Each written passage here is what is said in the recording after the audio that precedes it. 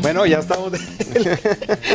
Nos pescaron. Lo que pasa es que iba a bromear yo con uno de los camarógrafos, pero bueno, la placa fue antes. Pero ya estamos con Pablo Reina, son finanzas familiares con Pablo Reina. Y el día de hoy, Pablo, nos vas a platicar acerca del Producto Interno Bruto, que es el PIB. Exactamente. Que me gustaría primero que nos pusieras en contacto. ¿Qué es el Producto Interno Bruto? Bueno, es el indicador más importante para cualquier país y para cualquier, ahora sí que gobierno, porque es el que mide los niveles de producción que hay en forma generalizada de bienes y servicios que produce un país.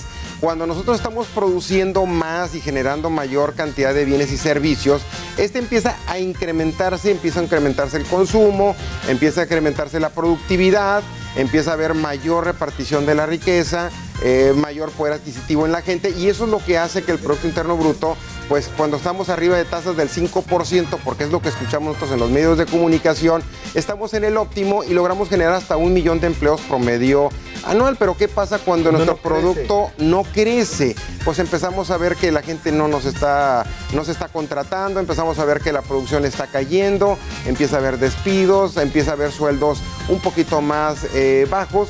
Pero aquí la expectativa principalmente es, bueno, ¿por qué no está creciendo? ¿Qué es lo que está sucediendo? Hace 3 años se le apostaba mucho a lo que es a las reformas estructurales del país, principalmente la cuestión energética, y presumíamos que teníamos una cantidad de petróleo en aguas profundas bastante importantes, y se dan a la tarea a nuestros legisladores de crear una reforma energética para poder invertir en este sector. Y pues en ese momento las expectativas de crecimiento oscilaban entre mínimo 3.5 hasta un 5.5 y se llegó a mencionar hasta 6%, pero pasaba un pequeño detalle. Los precios internacionales del petróleo andaban alrededor de $150 el barril. Actualmente llegó a estar hasta en menos de $20 y se hablaba que iba a llegar hasta por lo menos a $8 el barril. Ahorita andamos en promedio entre 30 y 35.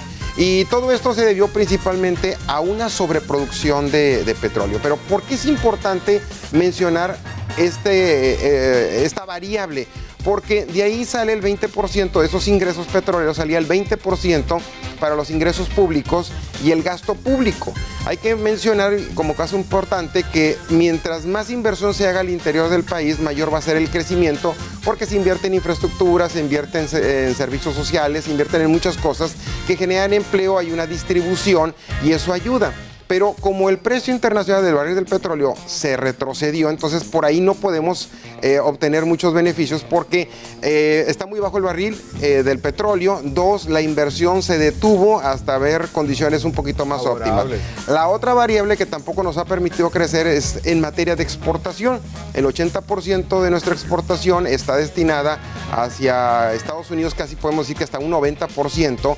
Y mientras Estados Unidos sigue conservadoramente creciendo, pues realmente no es un remolque que nos pueda jalar y para hacer que crezcamos a tasas por lo menos de un 4 o un 5%.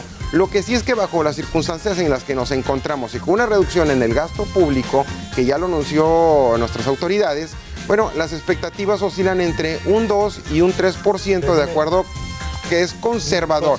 No podemos decir que estamos mal, pero tampoco puedo afirmar que estamos bien, porque el objetivo es que estemos por encima del 5%. Fíjate, algo interesante, por ejemplo, la Hacienda inyectó lana a Pemex para poder restablecer toda esta situación. México está importando gas. Exactamente. Cuando somos productores. Es muy complicado todo esto, pero algo que tú mencionas que para la gente que está en casa, como yo, lo podamos entender también, es que nuestra economía ya no puede depender del petróleo. No. Tenemos que hacer una economía, no sé, manufactura, agricultura, muchísimo, pesca, no sé, ¿verdad? Y un buen consejo para poder ayudar a nuestro país es tratando de consumir productos hechos en nuestro país. Claro. Es la única forma de incrementar el consumo interno.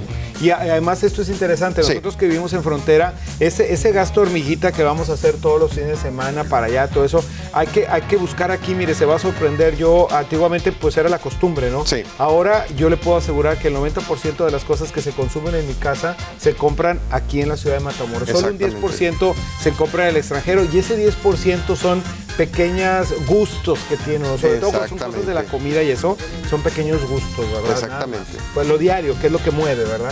Ya cuando haces una compra más grande, pues ya es otra cosa, ¿no? Exactamente, así que hay que contribuir al consumo doméstico para hacer crecer nuestra economía. Muy bien, pues muchas gracias, Pablo. Gracias a ti. El próximo jueves platicaremos más acerca de las finanzas, que es interesante, y bueno, en este barco que obviamente no se va a hundir, porque todos nosotros somos los salvavidas. Exactamente. Muchas gracias. Gracias a ti.